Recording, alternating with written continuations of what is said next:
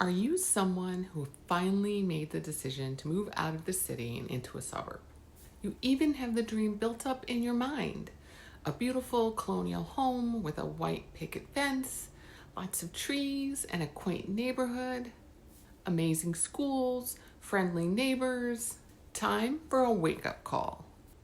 In this video, I'm going to tell you what it's really like living in a Connecticut suburb. Let's be honest. Everyone has their own expectations of what living in a Connecticut suburb might be like. Most folks are probably conjuring up a Hallmark movie in their head. And sure, while Connecticut is known for its picturesque small towns, its proximity to New York and Boston, and its beautiful landscapes, this is really more or less how it really shakes out. So some people move here for the cost of living. I know. Now hear me out. Many people move to the Connecticut suburbs from surrounding states like New York or New Jersey, or even Massachusetts, or as far away as California.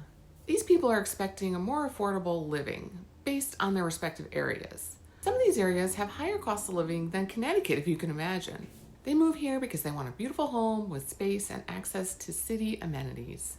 And while Connecticut can be cheaper than some of these areas I just discussed, it really can be quite expensive, especially in the desirable areas like in Fairfield County or on the coast.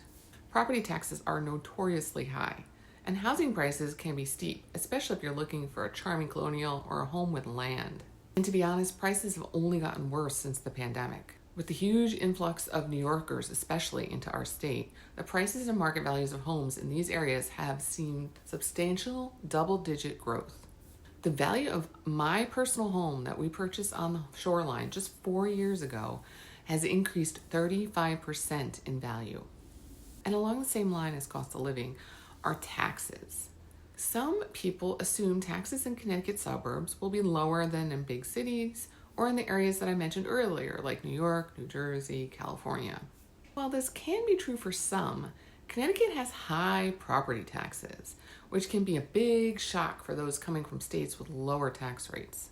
And the state income tax is also higher than some of our neighboring states, which may add to your cost of living in the long run.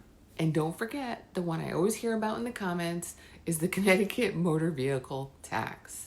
Yes, we get taxed on a vehicle that we own here in this state. And the newer the vehicle and the higher the resale value, the more you're taxed.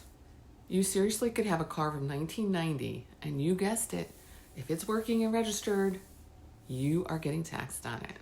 Another expectation of the suburbs is space and housing. What many people envision when moving to a Connecticut suburb is a large home with a spacious yard and a more suburban, peaceful atmosphere. But in reality, this can be true in some areas of Connecticut, but many homes in the most sought-after suburbs are older and might need some maintenance. And more maintenance means more cost.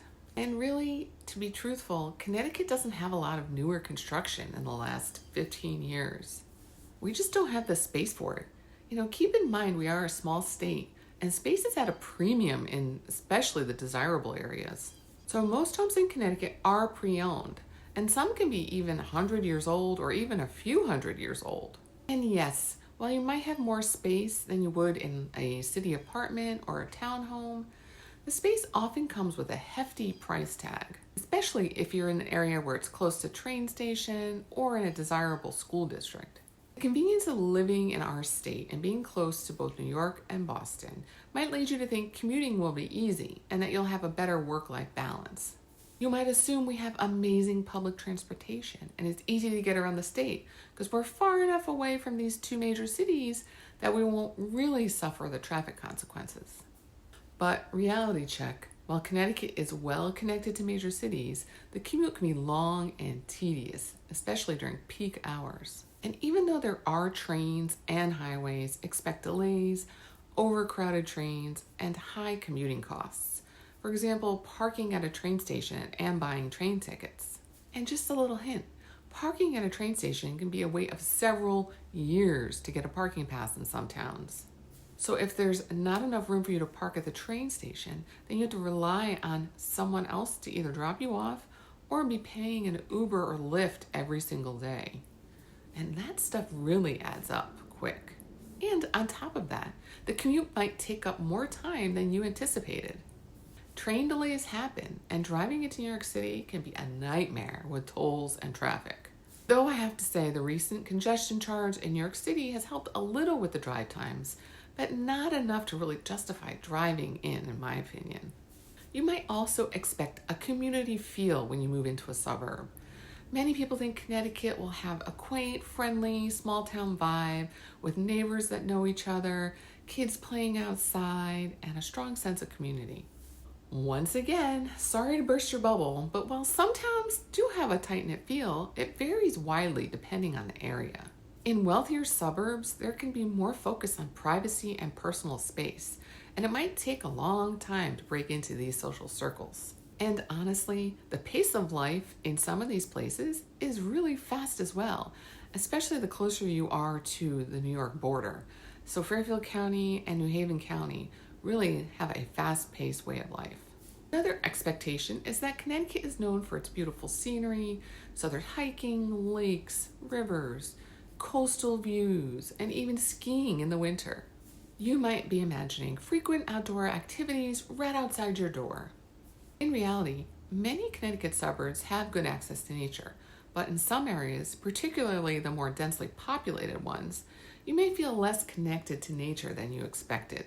If you live near a major town or along I-95 corridor, it can sometimes feel more suburban sprawl than idyllic nature retreats.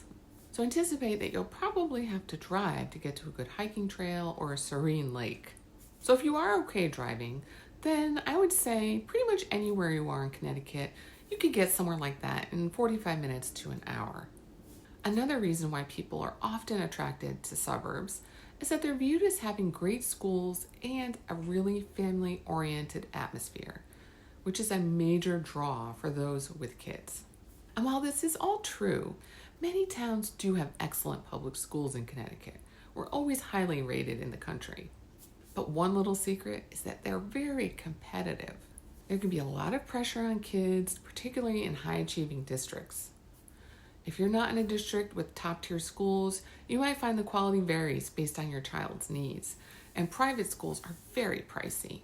The suburbs' social life and entertainment can be a mixed bag. You might think there will be tons of charming cafes, boutique shops, and local events filling your weekends and evenings. But once you move here, you realize that really the larger cities and the towns along the coast are really the only ones that have lively town centers and plenty of local events. But in more residential or rural suburbs, you might find the social scene lacking. You'll often need to drive to nearby cities like New Haven or Stamford for more entertainment options. The nightlife is much, much quieter compared to urban areas of Connecticut. In a previous video, I talked about living in a small town in Connecticut, and this is one of the things I did mention. You should check out that video. So really, Connecticut suburbs offer a mix of quiet, charm, and convenience, but can come with some unexpected challenges, like high taxes, long commutes, and steep housing costs. It's a great place for families, but it's important to go in with a realistic view of the financial, social, and logistical aspects of a suburban life here. If you think I missed anything, please comment below. I'd love to see the other things that my fellow Connecticut residents are thinking about. And even if you're not from Connecticut and you've been here before, let me know what you think. And until next time, have a great day.